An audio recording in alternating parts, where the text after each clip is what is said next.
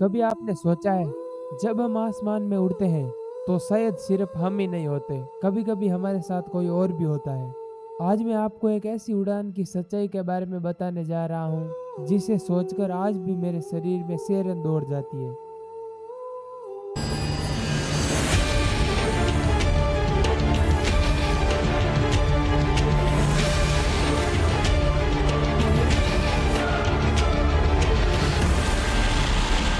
Horror हनु town.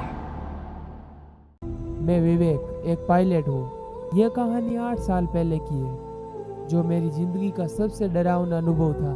मैं अक्सर अंतर्राष्ट्रीय फ्लाइट्स उड़ाता था और उस दिन मैं एक रात की उड़ान पर था। ये फ्लाइट एक सामान्य कार्गो फ्लाइट थी जिसमें यात्री नहीं थे, बस मैं और मेरा पायलट रवि। लेकिन उस रात जो हमने देखा उसने हमारी जिंदगी पूरी तरह से बदल कर रख दी। उस दिन हम दिल्ली से सिंगापुर जाने के लिए कार्गो फ्लाइट की तैयारी कर रहे थे। रात का समय था, लगभग 11:30 बज रहे थे। मौसम एकदम साफ था और हमने टेक ऑफ की प्रक्रिया को शुरू किया। सब कुछ सामान्य लग रहा था जब अचानक हमें एक अजीब सा संदेश मिला। कंट्रोल टावर ने हमें बताया कि हमें एक अलग रूट से उड़ान भरे जो आमतौर पर इस्तेमाल नहीं किया जाता था। मुझे और रवि को अजीब लगा, लेकिन हमने इसे आदेश समझा और उड़ान जारी रखी। टेक ऑफ के बाद सब कुछ सामान्य था, लेकिन जैसे ही हम 30,000 फीट की ऊंचाई पर पहुंचे, चीजें बदलने लगी। सबसे पहले हमने देखा सारे नेविगेशन सिस्टम एक एक करके बंद होने लगे थे। रेडार बंद हो गया था, रेडियो सिग्नल गायब हो गए और हमारा कंपास सिस्टम अजीब तरीके से घूमने लगा, मानो हमारी फ्लाइट के कंट्रोल्स पर किसी और का कब्जा हो। फिर अचानक एक जोरदार आवाज आई, मानो कुछ भारी वस्तु हमारे विमान से टकराई हो। मैंने खिड़की के बाहर देखा, लेकिन अंधेरे के सिवा कुछ नहीं दिखा। फिर अचानक रवि ने मुझसे कहा, विवेक तुमने देखा क्या? मैं चौंक गया। क्या? मैंने पूछा। उसने कहा, विमान के बाहर उसने परछाई देखी है। मुझे लगा वह भ्रमित हो रहा है, लेकिन जब मैंने ध्यान से देखा तो मेरे रोंगटे खड़े हो गए। विमान के बाहर हमें धुंधली परछाइयां दिखने लगी जो तेज गति से हमारे विमान के चारों ओर घूम रही थी। ऐसा लग रहा था कि वे हमारी ओर बढ़ रही है। तभी हमारे केबिन के अंदर ठंडक फैल गई और हमारी केबिन की लाइट्स अचानक धीमी पड़ गई। रवि ने डरते हुए कहा, ये क्या हो रहा है? मैंने उसकी ओर देखा और फिर ध्यान दिया कि अचानक हमारी फ्लाइट के इंस्ट्रूमेंट पर खून की बूंदें गिरने लगी है। यह कैसे संभव था?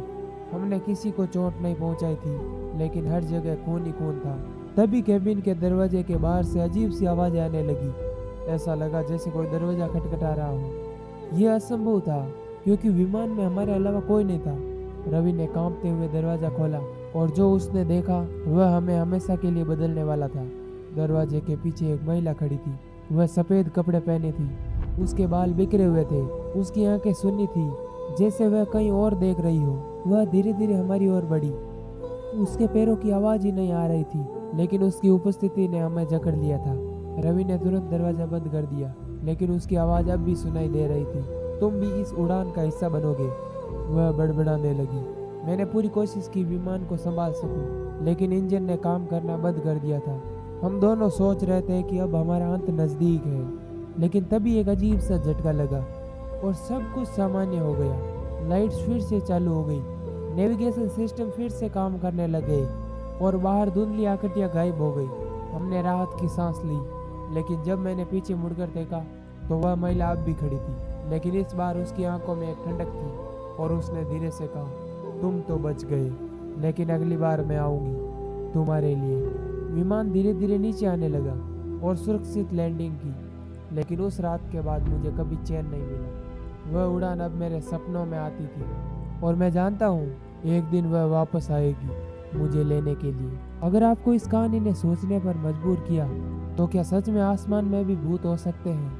तो इस चैनल को सब्सक्राइब करें ऐसी और डरावनी कहानियों से जुड़ने के लिए। और हाँ, मैं वादा करता हूँ अगली कहानी इससे भी खौफनाक होगी, इसलिए प्लीज़ चैनल को सब्सक्राइब करना ना भूलें।